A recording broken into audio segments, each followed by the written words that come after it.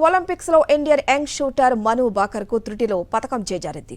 ఒకే Olympics లో 3 పతకాలను సాధించిన భారత అథ్లెట్ గా రికార్డును మను బాకర్ కాస్తలో చేజార్చుకుంది. 25 మీటర్ల పిస్టల్ విభాగంలో కొద్దిలో పతకం మిస్ అయింది. 4వ స్థానంతో సరిపెట్టుకుంది. ఇప్పటికే ప్యారిస్ ఒలింపిక్స్ లో మను బాకర్ 2 పతకాలు సాధించింది. 10 మీటర్ల ఎయిర్ పిస్టల్, 10 మీటర్ల ఎయిర్ పిస్టల్ మిక్స్డ్ విభాగంలో మను బాకర్ కాంస్య పతకాలు సాధించింది.